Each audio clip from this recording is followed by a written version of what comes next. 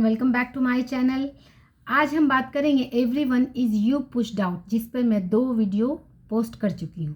पहले वीडियो में मैंने बताया था कि आपकी जो फीलिंग्स होती हैं, यानी आप अलग अलग रोल प्ले करते हैं। कभी आपको जैसे कि किसी बात पे गुस्सा आता है एंड इट्स यू, जो कि आपने अपने उस वर्जन को क्रिएट किया है। हम कहते हैं कि किसी ने हमें गुस्सा दिलाया, but it's you. And second video में मैंने इस बात पे बात की है कि आप जैसा किसी इंसान के लिए अपने मेंटल इमेज बनाते हैं, वो इंसान आपसे वैसे ही बिहेव करता है। आज उसी का थर्ड पार्ट है। इसकी ज़रूरत मुझे क्यों पड़ी? क्योंकि हम फिर ये भी क्वेश्चन उठाते हैं कि सामने वाले की अपनी फ्रीक्वेंसी भी है और हम ही जैसा क्रिएट कर रहे हैं सामने वाले पर या किसी अदर पर्सन पे, तो उसकी भी अपनी फ्रीक्वेंसी है। तो सिर्फ हम ही थोड़े ही ना क्रिएट कर रहे हैं, और भी ब्रह्मांड में सारी चीज़ें हैं, उसके लिए अलग अलग फ्रीक्वेंसी है। तो जो इंसान मेरे साथ जैसा बिहेव कर रहा है उसकी अपनी भी फ्रीक्वेंसी है, सिर्फ मैं ही अपने हिसाब से उसे क्रिएट कर रही हूँ। ऐसा कैसे हो सकता है? यहाँ पर ये एक डाउट क्रिएट आता है। तो इसका आंसर मैं इस तरह से दूंगी कि हर इंसान की अपनी पर्टिकुलर फ्रीक्वेंसी ज़रूर है, बट हर इंसान एक normal people, we all are good. आपने किसी इंसान को इस तरह नहीं देखा होगा कि किसी ने रास्ते पे केले के छिलके फेंक दिए कि कोई आएगा और गिर जाएगा। किसी ने रास्ते में कांटे बो दिए कि कोई आएगा और उसमें कांटे चुभ जाएंगे। कहीं पर हमने कील डाल के रख दिए कि अरे वाह, कोई आएगा और उस पर कील चुभेगी और मुझे बड़ा मजा आएगा। ऐसा तो होता नहीं है। तो न्यूट्रली एक इंसान जो आप इसे इंडिविजुअल तौर पे देखें तो वो एक न्यूट्रल है। जैसे ही इंटरेक्शन शुरू होता है एंड तब हमारी एक मेंटल इमेज बन जाती है। भले ही उसका रीज़न होता है कि सामने वाले का कुछ बिहेवियर होता है, फिर उसी के अकॉर्डिंग हम अपनी मेंटल पिक्चर बनाते हैं, उस पर फोकस करते हैं, वही सारी चीज़ें फिर हमें रिफ्लेक्ट होती हैं।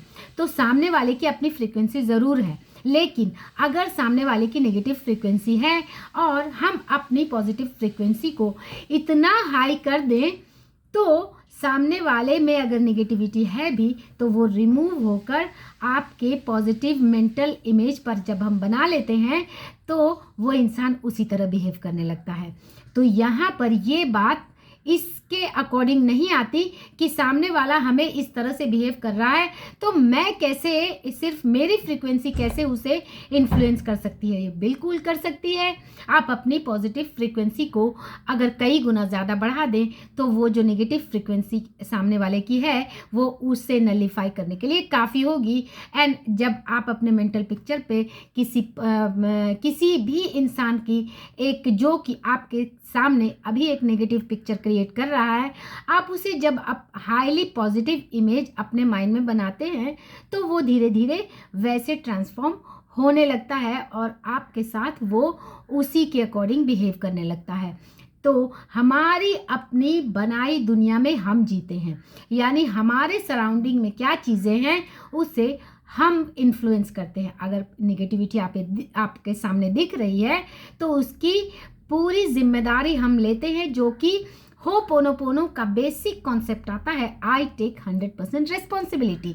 यानी मेरी सराउंडिंग में जो चीज़ें भी हैं उसकी मैं पूरी तरह से जिम्मेदारी लेती हूँ। अगर कुछ नेगेटिविटी मुझे दिख रही है तो उसे ट्रांसफॉर्म करने की, उसे अच्छा बनाने की, उसे पॉजिटिव क्रिएशन की जिम्मेदारी मैं लेती हूँ और मैं कर सकती हूँ और मैं करती हूँ। यही कॉन्सेप्ट है। सो आपको जब भी अपने सराउंडिंग में, किसी इंसान में, किसी सिचुएशन में नेगेटिविटी दिख रही है, आप अपने पॉजिटिविटी के लेवल को जब कई गुना ज़्यादा बढ़ा देंगे तो आप वैसा ही रिफ्लेक्शन पाएंगे।